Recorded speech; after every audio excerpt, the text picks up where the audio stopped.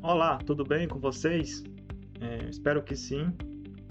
Nessa aula, hoje nós aprenderemos a trabalhar com loops de repetição, que são os chamados loop for, dentro do ambiente de programação da linguagem R, ok?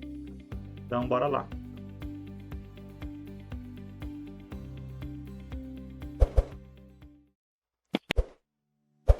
Então, os códigos das funções for, né, assim como nós vimos anteriormente da if, else, são operadores de execução de códigos em condições, né? E o loop for, em específico, possui a seguinte sintaxe. Vamos utilizar for, entre parênteses, né? Aqui, nós atribuímos o que será em um determinado objeto, que vem o in, dentro de, por exemplo, nesse caso aqui, uma sequência.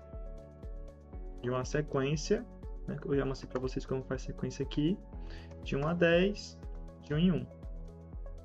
Então, o valor i, para cada i presente, ou seja, para cada i em uma sequência de 1 a 10, né, você vai fazer o que? Ele vai executar um comando de código. O que ele vai executar com essa repetição vai ser o que vai estar aqui entre chaves. Por exemplo, eu quero que você print i ao quadrado.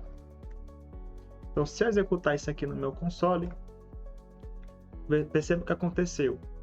Ele executou 1, 4, 9, 16. O que isso significa? O que isso aqui então é? Nada mais é do que os números de uma sequência de 1 a 10 elevado ao quadrado, né?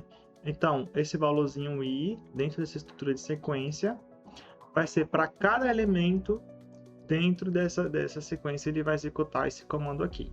Então, ele fez isso para o 1, para o 2, para o 3, para o 4, para o 5 e assim por diante. Então, você já pode notar que essa é a magia por trás do loop for. Assim como o for, eu tenho a execução da função while. While significa quando, ou seja, possui uma seguinte sintaxe.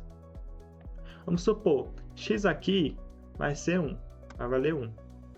Ele está aqui em cima. Enquanto x for, aqui em while, enquanto x for menor ou igual a 10, você vai printar x ao quadrado, sendo x o número que vai ser printado, somando 1 com o anterior que foi apresentado, ou seja, vai ser 1 mais 1, vai ser x ao quadrado mais 1, x ao quadrado mais 2 e assim por diante. Olha só, vai ser, então foi 1, né, como está aqui, elevou ao quadrado, 1 ao quadrado é 1. Aí ele soma mais 1, aí ficou 2. 2 ao quadrado é 4. Aí como já tinha 2, ele soma mais 1, é 3. 3 ao quadrado é 9. E assim por diante. Ele só fez isso enquanto x era menor e igual a 10. Dentro dessa repetição aqui. Por exemplo, se x fosse... Se não existisse o while aqui, nessa estrutura de repetição, ou se x fosse diferente de 1, né? Por exemplo, fosse 0, por assim, eu teria um loop de repetição infinita. O que é isso? Simplesmente é ficar repetindo aqui no meu console infinitamente, né? Até travar. E uma dica para se isso for acontecer, tá? Até normal, mas vocês têm que estar preparados para quando acontecer, que é apertar ESC aqui no console. Então, se eu for bem aqui, ó, e apertar ESC, ele vai parar, né, de executar o que eu vinha fazendo ali.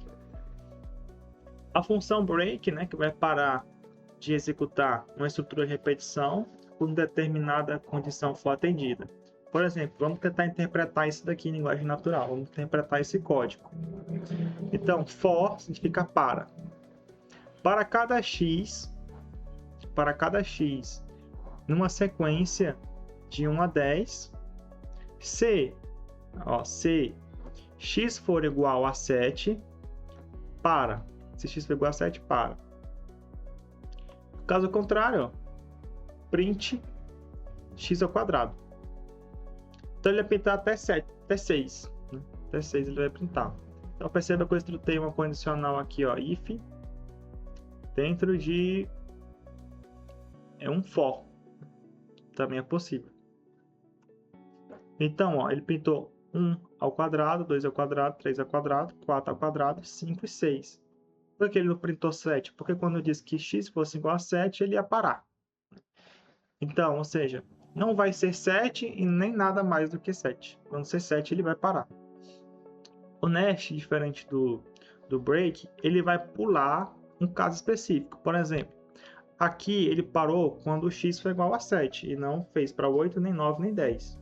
Mas, por exemplo, se eu quisesse que não seja o 7, mas o 8 e o 9 e o 10 eu quisesse, por exemplo, pulasse do 6 para o 8.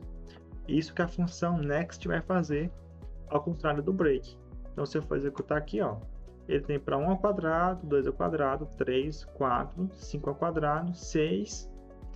O 7 não tem, só vai ter 8 ao quadrado, 9 e o 10. Então, é como se ele pulou um caso específico.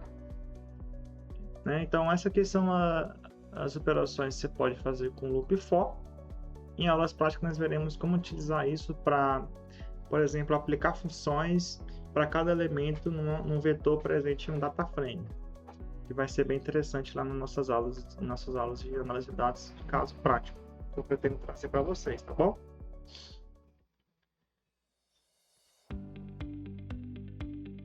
Eu fico por aqui e até a próxima aula. Tchau, tchau.